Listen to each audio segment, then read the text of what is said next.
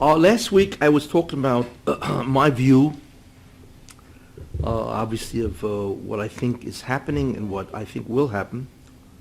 So I want to continue that because I haven't finished. What is important to know is this, because I really have to put this as a disclaimer. I think I mentioned it last time. Even if one can see to a certain extent what will happen, the problem is it can always change. Because what happens in history is based on what I told you is the tikkun process, is how to rectify creation. That's really the essential journey of the Jew. And the problem is that the Jews are doing many things. They are sinning sometimes. They are doing mitzvahs. Sometimes they have tremendous merits, So therefore what happens is there's a variable here, and the variable is history changes to accommodate is what's called the spiritual status of the Jew. So sometimes the Jew's spiritual status is low, so he may have to enter one type of historical dimension, events, and if the spiritual dimension is high, then obviously other things will happen. Therefore, one can say what he thinks will happen, however, it can change because you never know. The Jews all of a sudden can enter a tremendous period of tshuva, repentance, and all of a sudden, hey, it's different. So what I think I'll do now, I want to talk about what I see as a scenario which I think will happen, based on what's called the status quo of the Jewish state. I don't mean Israel, I mean the Jewish state of things and so on, Last week I talked about Trump, so I want to continue that and to go into what I think seems probable that it will happen.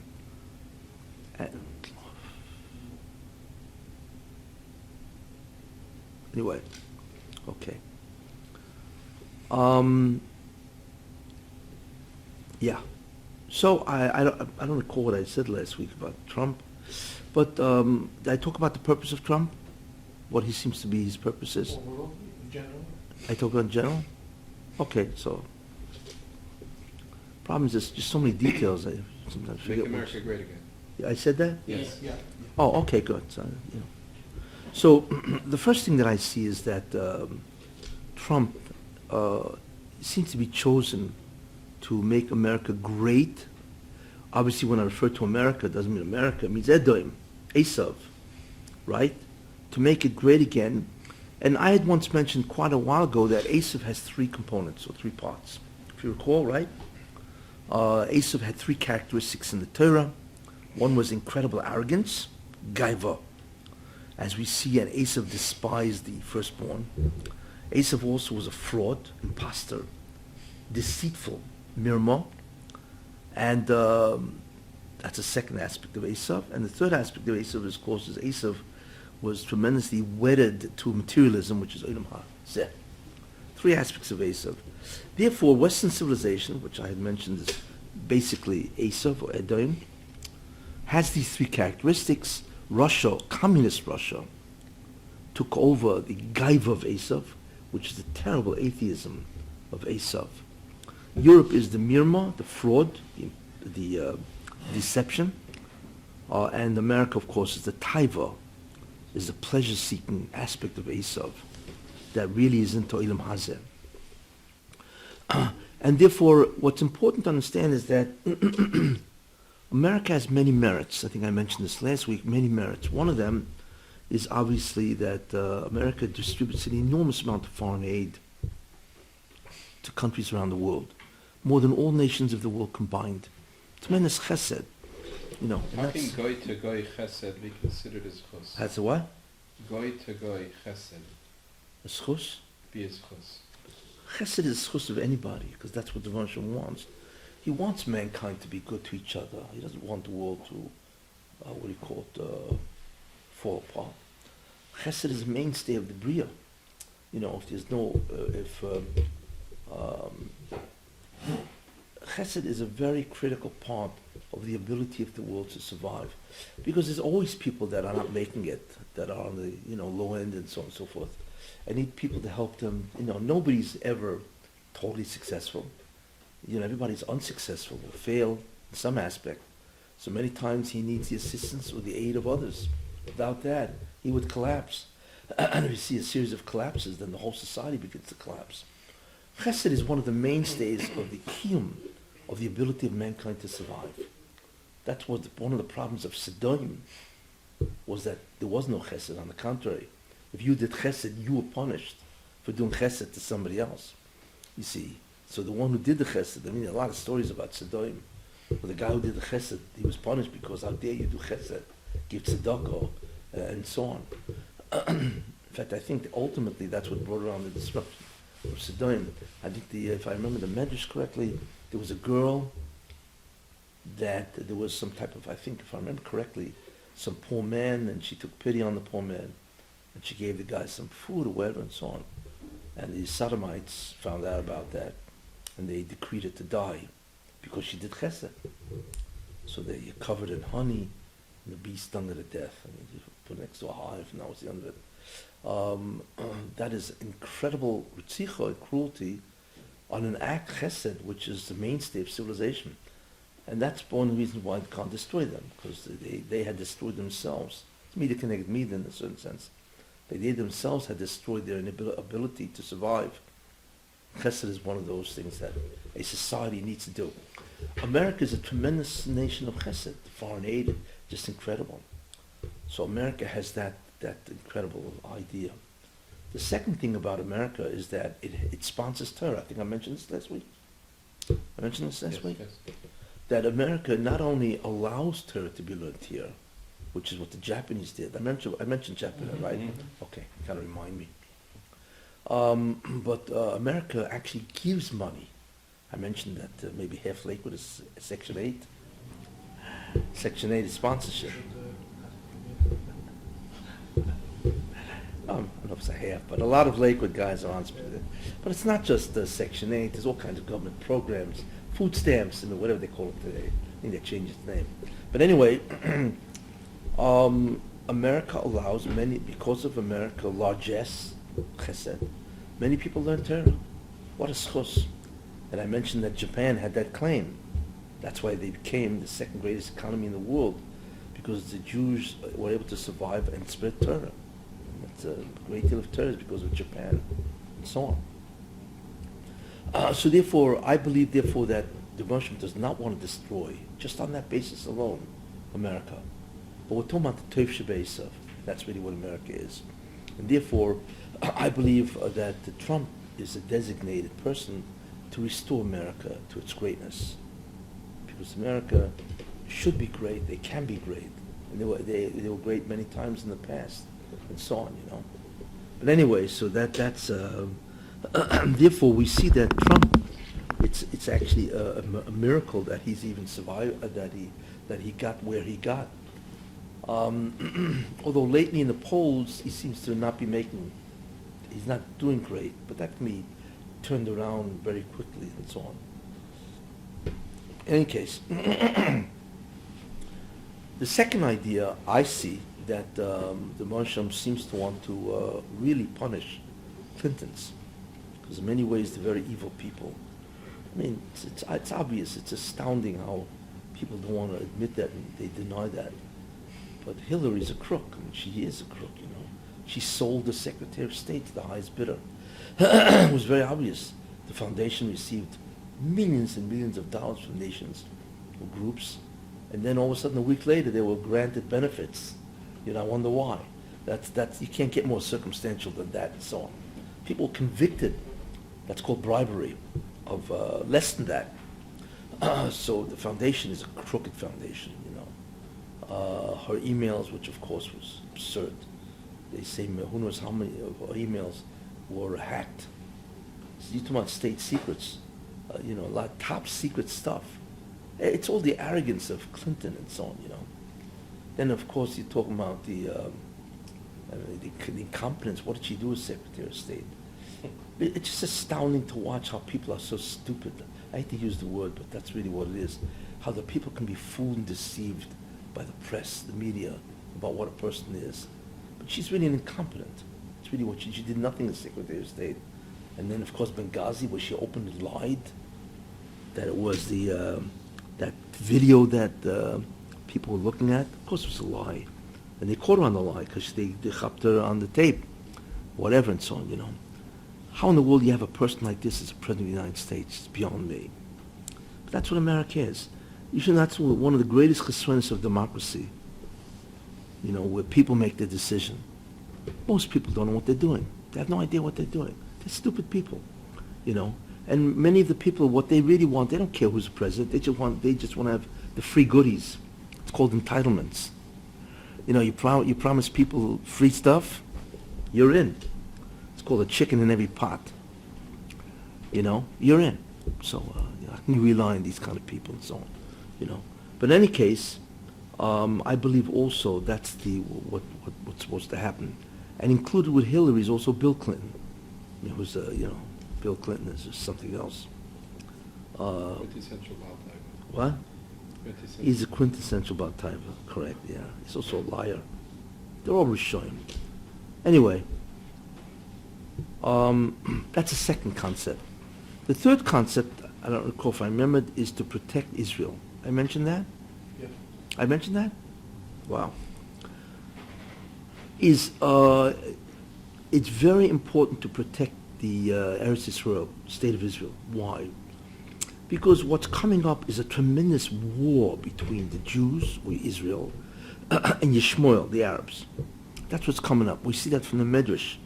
I think I mentioned the Medrash of Iran. The Medrash of Iran. There's going to be a massive war that's coming up. And this war is predicted in the Chazal. And it says in the Medrash that in the Yalkut Shimoni, 499, that B'Shavua ben David Bo, in the week that Mashiach ben David comes, doesn't mean the week, could be in the 7-year cycle. It says that Porras is going to incite a war against Arabia. And Arabia is going to seek counsel with Edom. And then right after that, it says that Porras, which of course is Persia, which is Iran, will start a war against the entire world. Amazing. Against the entire world. And all of a sudden the world is going to panic. Now obviously the only way that could possibly be is nuclear weapons. How else? 30 years ago you'd say to Medrash, like how in the world could Persia possibly do this? But the truth is, when you think about it, with the nuclear weapons, what's the problem? They can easily threaten or any part of the world, America, Europe, and so on. So it says, therefore, that the world is going to panic, and the Jews also are going to panic, because it puts you in a quandary. What should you do? So then it says that a baskol, a divine voice, will come out and say, Higia zman geulaschem, the time of your redemption has arrived. That's it. This is basically the last war. And the Bansham says, through this baskol, divine voice, that everything that I have done is only for your sake. That's what he says.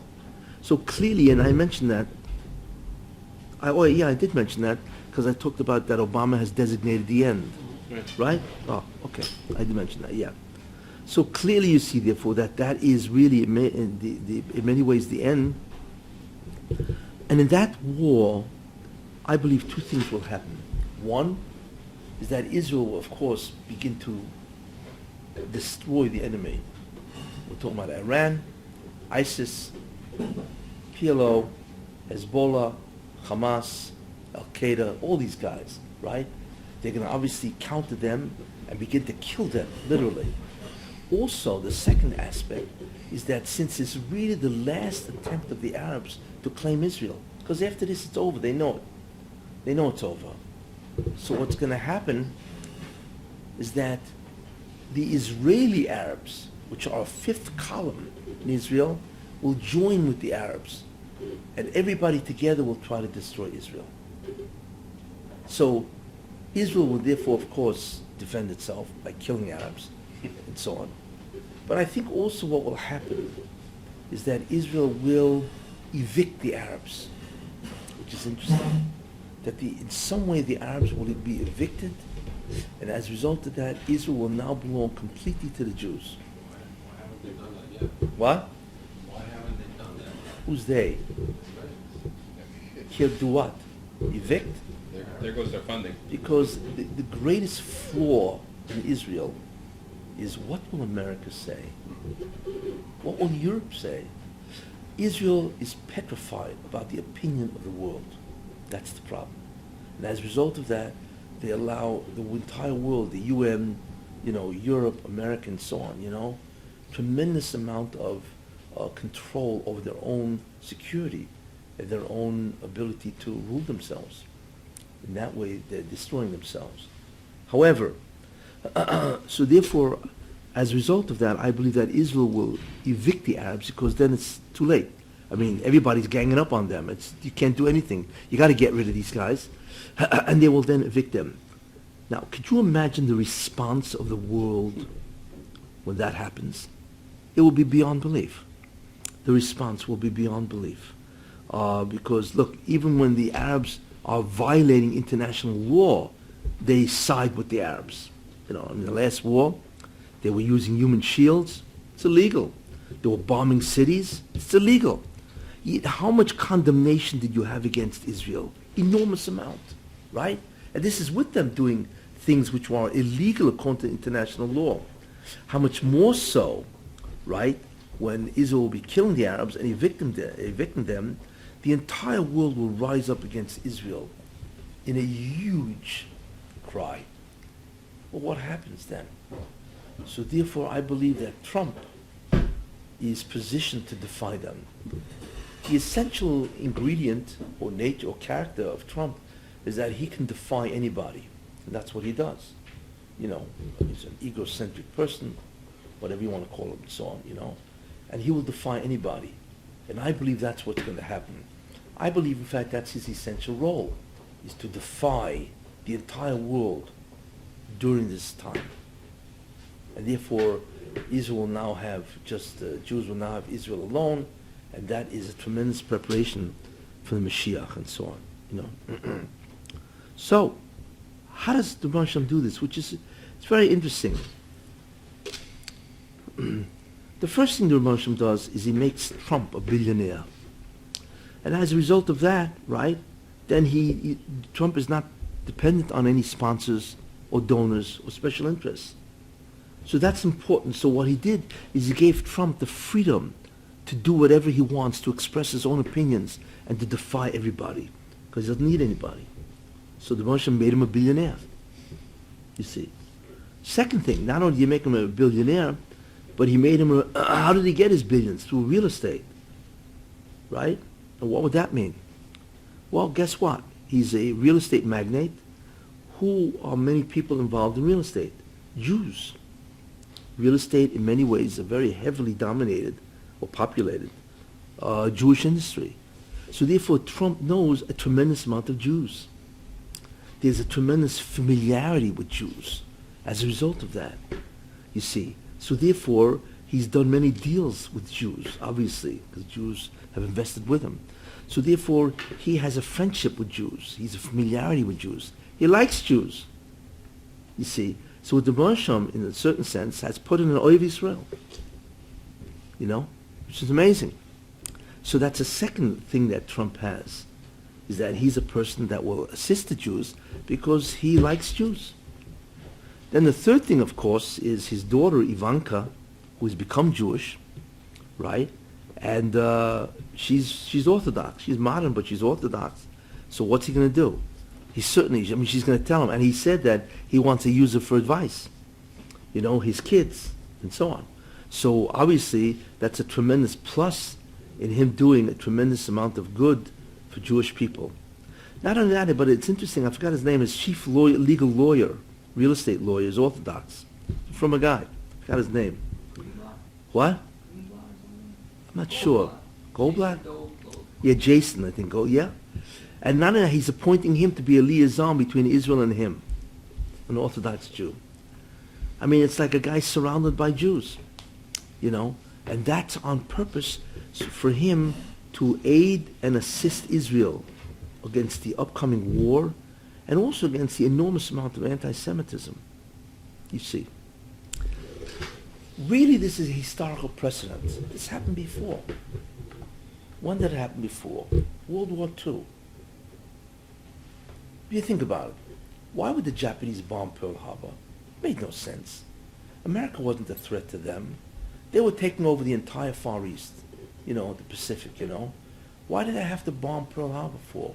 In fact, I think the head of the Navy, Yamamoto, he said, don't do this. They had a whole council.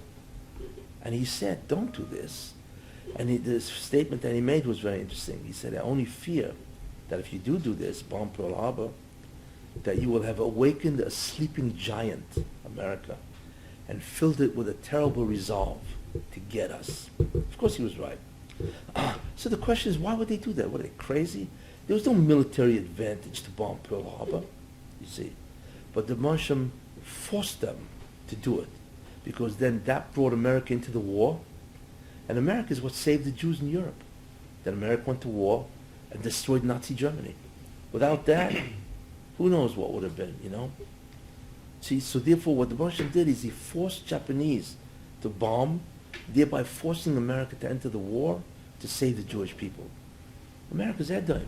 So we already see there's a precedent that the Marsham has used Edom, America, the good part of America, of Edom, right, to save the Jews. Well, we can logically assume he's about to do it again, But this war, of course, is going to be much worse, the end war, and so on. Then there was another second thing which is very interesting. Osama bin Laden. Ask yourself, why would he bomb the World Trade Center on 9/11? Why would he do that? He's an idiot, the guy. Why? Because first consolidate your power, and then you'll try to start with America. They're much too weak to take on America. America's an incredibly strong country militarily, you see. And then in the end they did. They got him. They killed him. Because what the Marsham did is he forced Osama to bomb the World Trade Center, thereby alerting America as the true enemy called Yishmael, the Arabs. That's why. So once America was alerted, right, and realized what these guys were up to, right, then of course they will be in a position ultimately to aid Eretz Israel also. All of this is incredibly the hand of God, forcing things to happen. So ultimately speaking, the Jews should be saved. So that concept is also very important. Therefore, bin Laden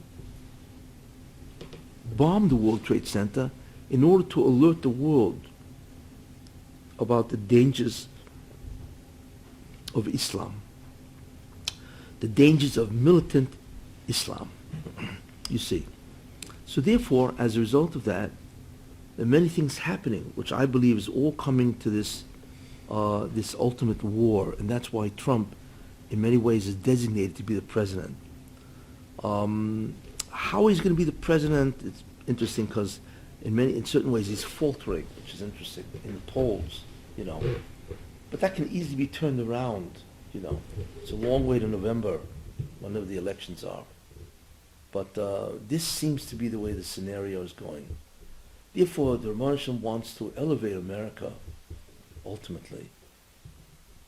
If Hillary gets in, and not Trump, I believe she will continue the policies of Osama bin Laden. That she will continue the policies of Obama to destroy America.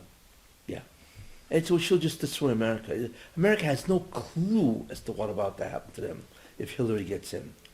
I mean, you're looking at a crooked, incompetent person, that will destroy America. And I forget about what Jews. I mean, although her son-in-law, I think, is Jewish. I think her daughter married a Jewish person, and so on. And they do know many Jews, but Hillary is in no way an oiv Israel. The best thing you can say about Hillary is you can smear her. You can bribe her,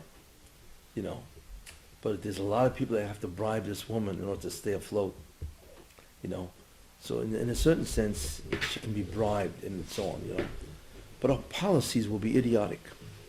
Because she has no concept. I mean, I'm every time I hear a policy, I just laugh.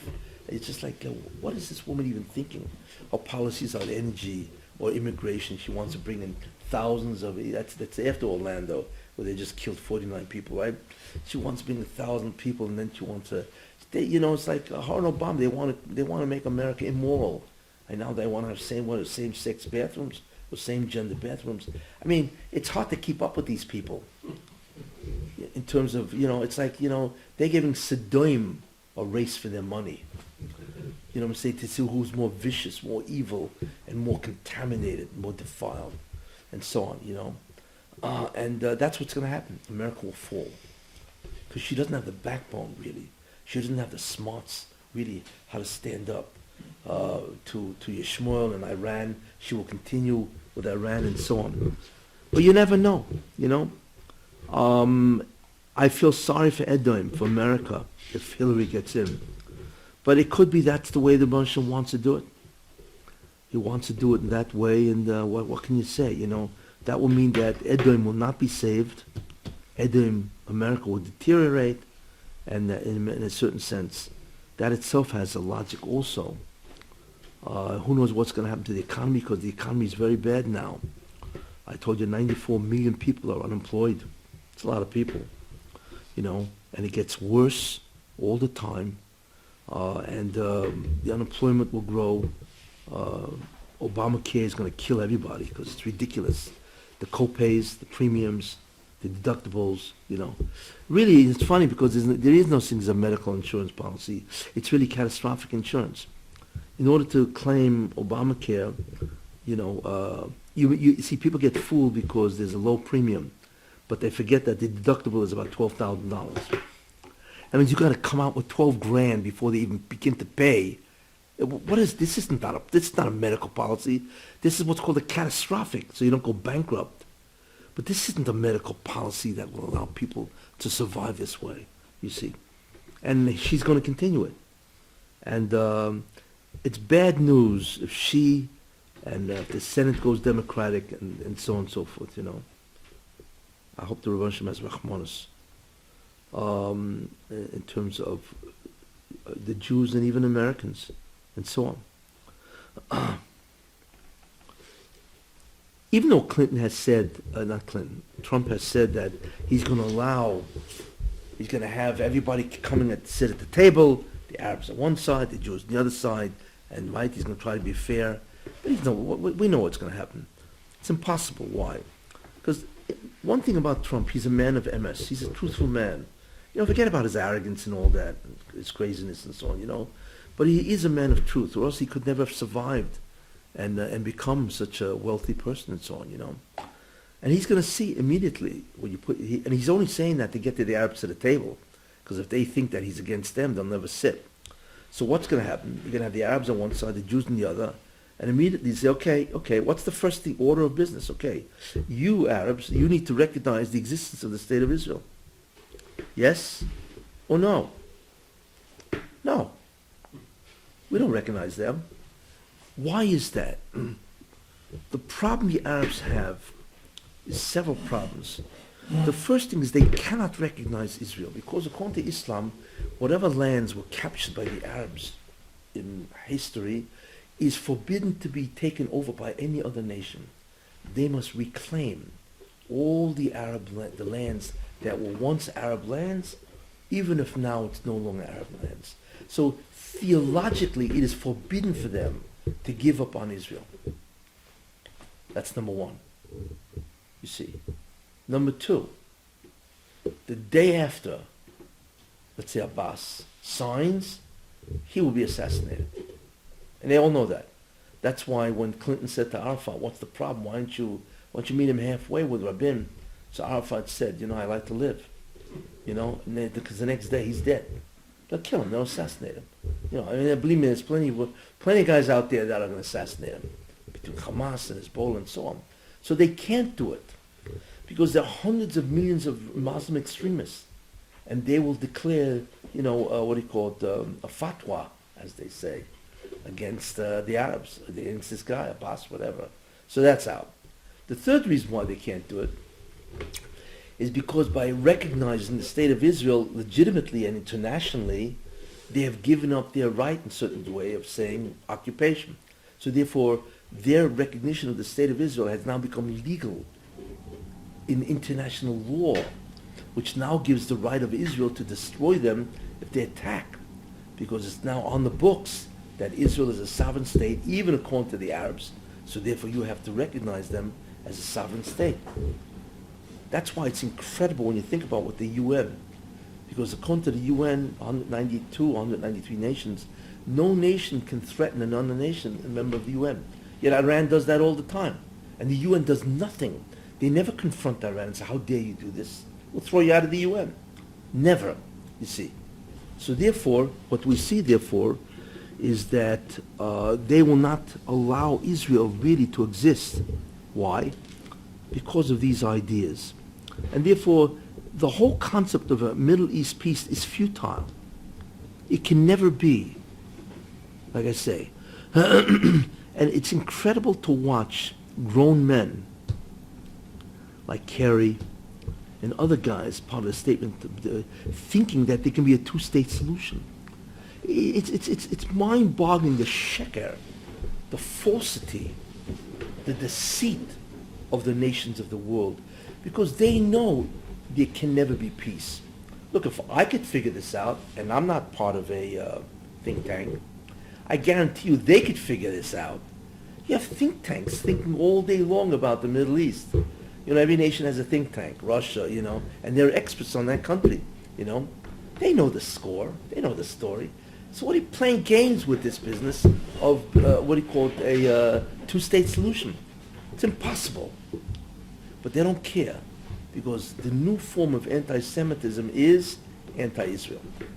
It's just another way of getting the Jewish people, you see.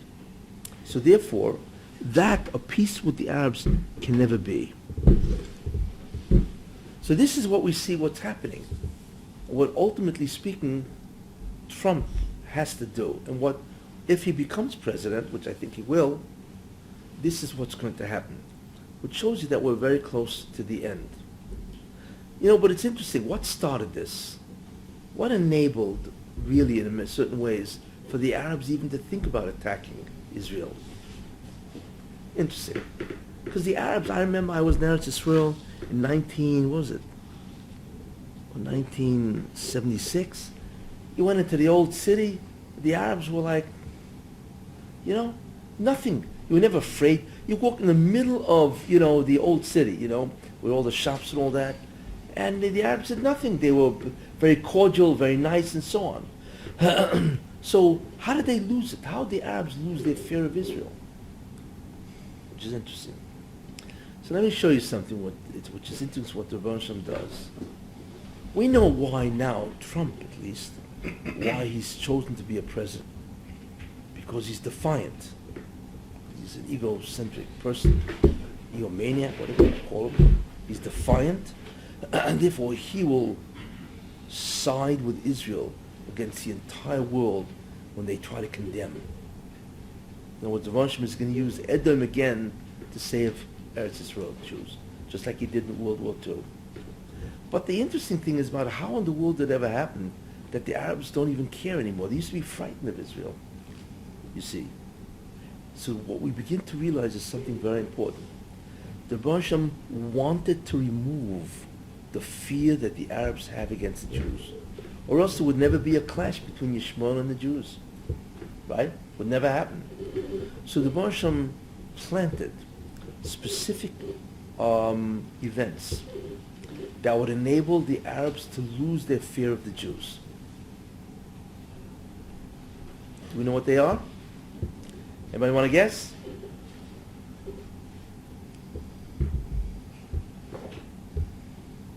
It's the old chess game. What? Very good. Oslo is one of them. Yes, true. But Oslo could never have happened without something happening before that. And the main reason why this event happened is to allow Oslo to occur and to allow the Arabs to lose their fear. You know what that is? It is the election of Bill Clinton. Clinton, the fact that he became president is a nes nigla. Because Clinton is from Arkansas. Everybody, when was the last time you heard about Arkansas? Right? It's like, what? What? Arkansas. You know? Yeah, I don't want to degrade Arkansas, but it's just not there. Comes from Arkansas, right? That's the beginning, right? And not only that, he's filled with scandals. I mean, scandal before he became president. I don't even want to mention all the women, all the scandals and the rape charges. It's just beyond belief that this guy, scandal-ridden, can become president. Why? Why did Moshe create a nest that Bill Clinton should become president? Do you know why? Why did Moshe want Trump to become president? Because he's defiant. He's an egocentric person. Yes? That's his claim to fame. What's the claim to fame on Bill Clinton? And the answer is, he's a womanizer. That's what the Moshe wants. He's a Baal Taiva. See? And that is his claim to fame. The Moshe needs a guy in the White House who will do all kinds of things with women, right? And so on. And he needs that kind of guy. Why would the Moshe want that? Sounds like he want to demoralize America. No. And because the Moshe knows that Clinton is going to do what he does. He's very familiar with the Yetzer Hara of Clinton, right? Right? So Clinton becomes president, and it's a nest. It's mamash a nest. Bush had an 88, if I remember correctly, Bush that he ran against, he had an 88% approval rating, one of the highest ever recorded. Yet Clinton still beat him. It's astounding. Because, like Clinton understood that it was the economy. And none of Bush's advisors understood it was the economy. It's like he made those chachomim dopes. They didn't get it, that the real thing the American people want was the economy to go up. So therefore they lost and Clinton got in. Why? Because the Barsham knows what he's going to do. It's a womanizer, right? And as a result of that, everybody knows what eventually is going to happen. Fine. And it does. With a woman, if you remember her, Monica, whatever. And the Barsham takes that event and is mafalsem, publicizes throughout the entire world. Since he knows Clinton's going to do that, he's going to verschmutz, as they say, the reputation of Clinton. Why? Because Clinton, therefore, will be degraded. And when a person is degraded, he is desperate for some type of legacy. If he is desperate for a legacy, guess what? What's always the challenge of every president? How to make peace between Israel and the Arabs, which really means how to push Israel in the corner and let the Arabs take everything. That's really what it means. So therefore what Clinton does is he legitimizes Arafat. He does everything, you see. And he invites Arafat to the White House more than any other statesman. You believe this? You know, he legitimizes Arafat. Arafat now becomes a statesman, right? I think Arafat won the Nobel Prize, didn't he? Clinton, the Peace Prize. I mean, you had to laugh. I mean, it was a. I mean, the Nobel Prize forever degraded themselves with this idea. Oh, and they gave it to Obama too, right? Yeah. For what? Anyway, so as a result of that, right? So Clinton forces Israel to back off, to restrain themselves. And therefore, all of a sudden, Arafat and his guys are killing Jews. And Rabbi, who is part of the Erev Rav, keeps saying, what? Sacrifices for peace. Sacrifices for peace. What do you mean sacrifices for peace? They're killing Jews. They're killing Jews. One Jew already should go to war against the Arabs. Besides, it's against, they promised that they would negotiate, not kill Jews. And Clinton never came out against the Arabs. It's astounding to watch the rishus of Clinton, of America, and the Ummah Sa'olam, while they stood by and allowed the Arabs to kill Jews left and right. And that Meshigna Rabin said nothing. Sacrifices for peace? And of course, in the end, he was sacrificed for peace, right? Mida connected Mida. But it's astounding to watch because what the Russian wanted is Clinton to be caught, scandalized, desperate for legacy. And that legacy would be to make peace between Israel and the Arabs, which means to restrain the Jews, to force them to give up everything and even to get killed, right? Because Israel is always afraid of America, you see. So that's why Clinton became president. You see? To take away the fear that the Arabs have of the Jews. And then each war added to that. You know, you had the war, the Lebanese war, right? And then you had the war in 2005-6, where the Hamas actually bombed Israel.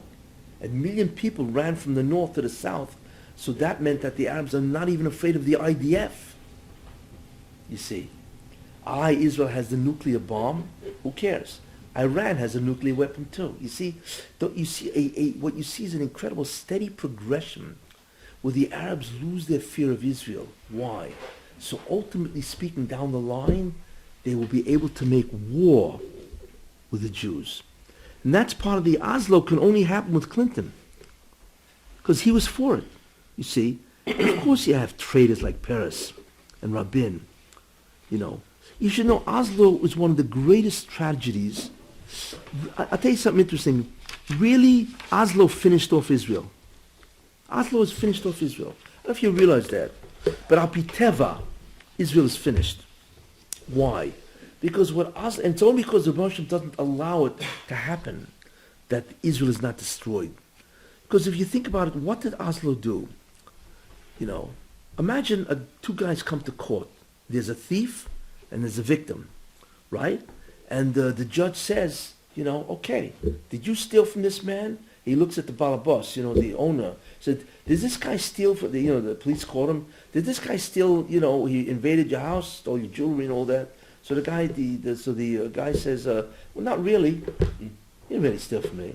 So the judge looks and says, excuse me, he didn't really steal from you? Not really, because he really owns half of it, you see. So the judge looks at the guy and says, what, are you crazy? What are you doing here? You see, what does that mean? That means Israel legitimatized the taina, the claim of the Arabs that they own half of Israel.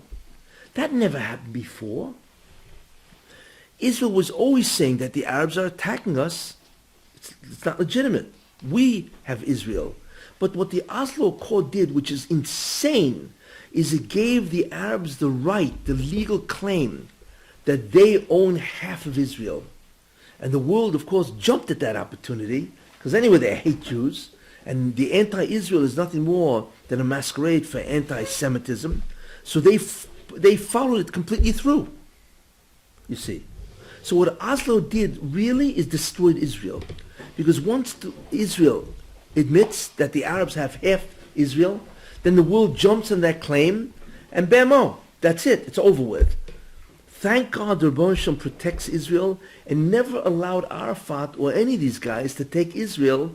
Remember, what's his name? Olmert wanted to give up enormous amount of Israel, and what he called Abbas said no. And what's his name? Barak. What's his name? Ehud Barak. He wanted to give up also enormous, and Arafat I think said no. You know, imagine if Arafat had said yes. So the Russian protects Israel, but the truth is that claim that Israel now can be divided in two is a destroyer for Israel. It's a game changer. That's really what it is. But that all happened under the watch of Clinton, which is desperate for legacy, you see.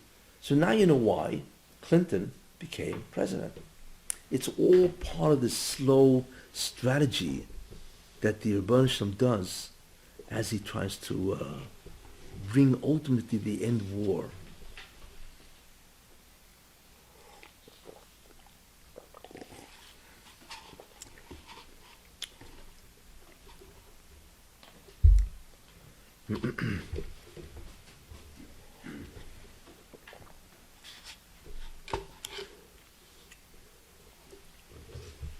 So, where is all this leading? That is the question.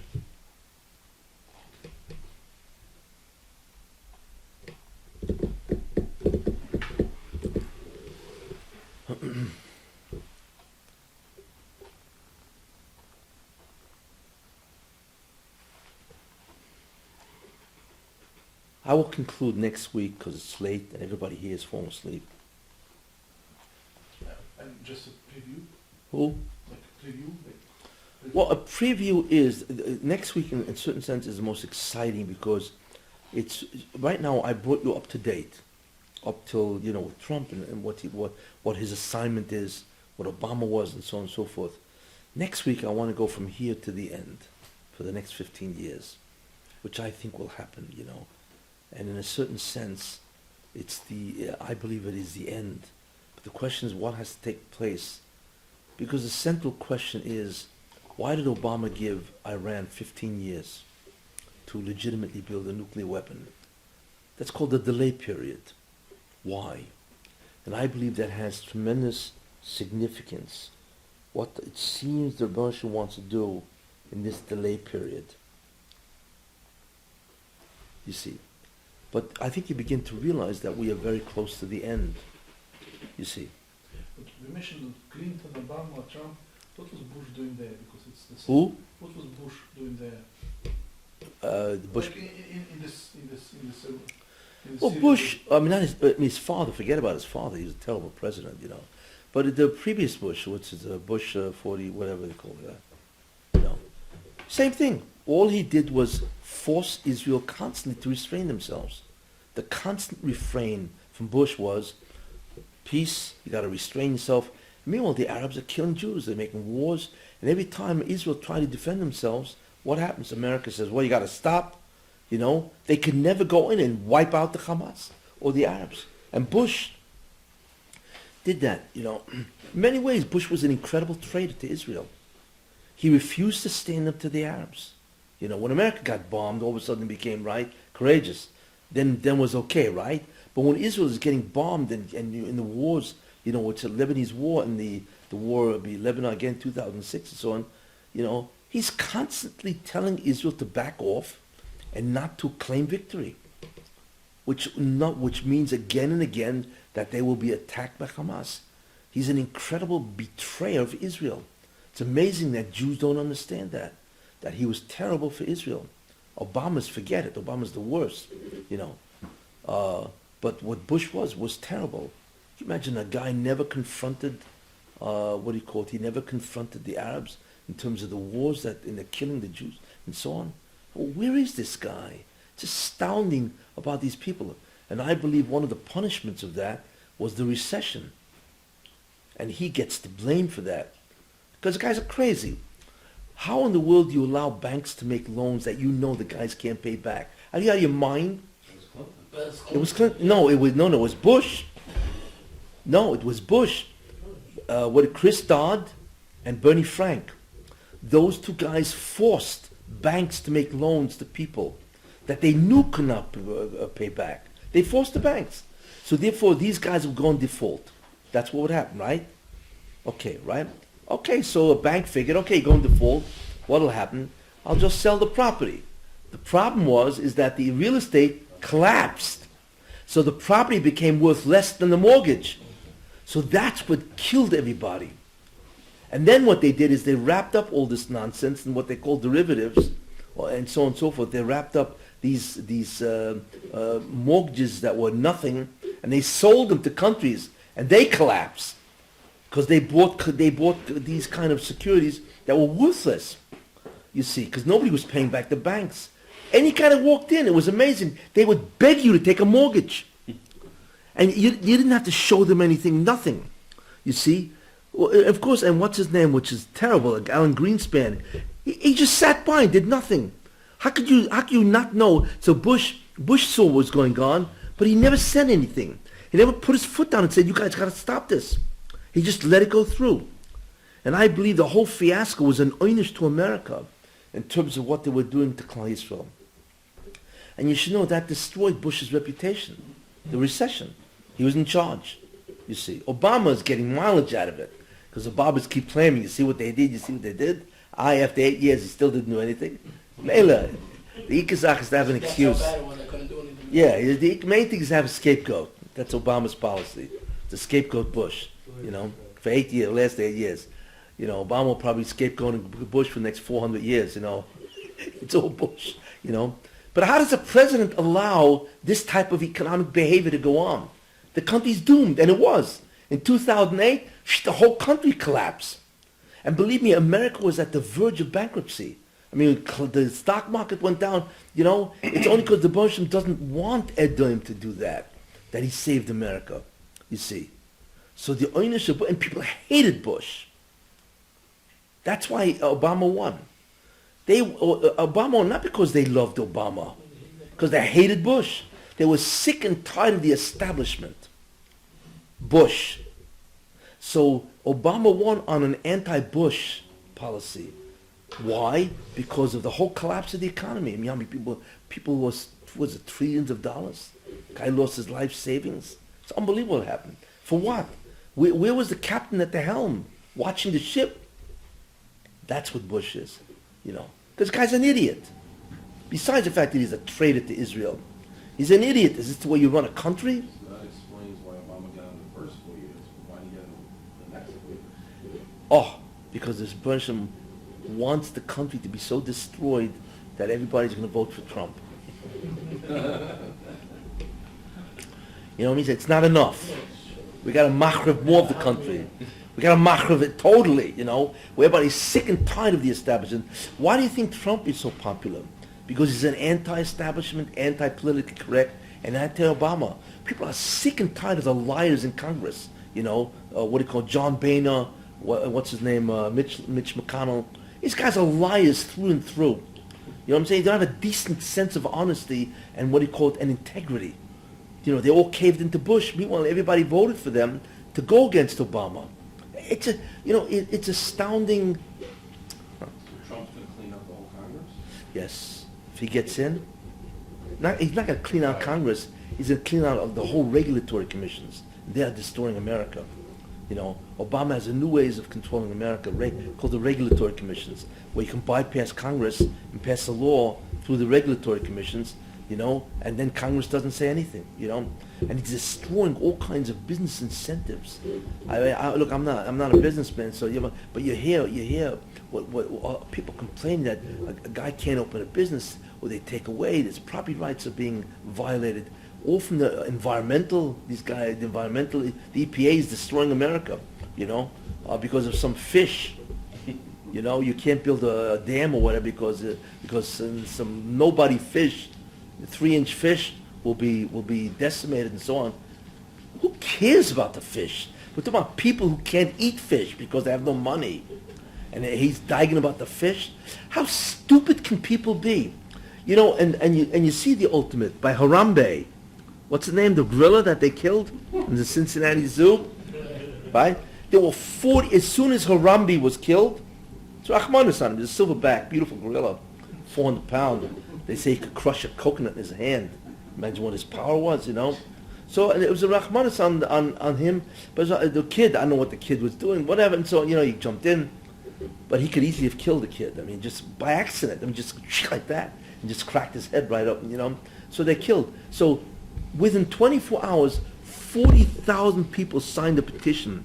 Why did they kill Harambe? So kill the kid, so on.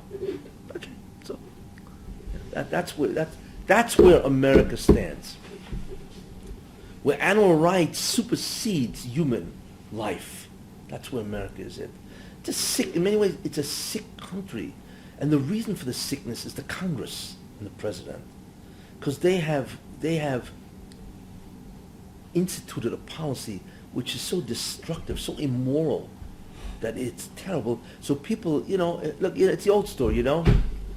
If there's no leadership, people will deteriorate. Because most people are followers. They don't have the ability to lead or to lead lives without a leader and so on.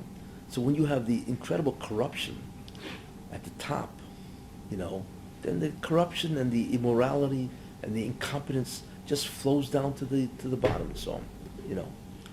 But in any case, the main idea is that that America keeps doing this, making the mistake, and hopefully finally there will be a guy, Trump, that will reverse the whole thing, and then he's going to shut down all the regulatory agencies and so on. And like I said, like he says, to restore America to its greatness.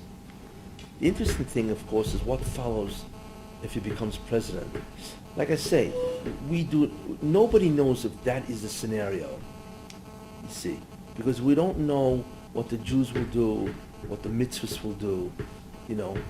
Even a Novi, like I mentioned last time, cannot predict if he prophesies destruction against an ummah, they may not be destroyed because maybe they'll do tshuva. See, even a Novi can't always get it right. I mean, he's right that if they don't do tshuva, this is what happens. But what will really happen is unknown. So what I'm talking about is a scenario, if Trump gets elected, this is what's going to happen. But the great part is really next week, what I think is really going to happen. Grand So finale. that's the finale, yeah. Any questions?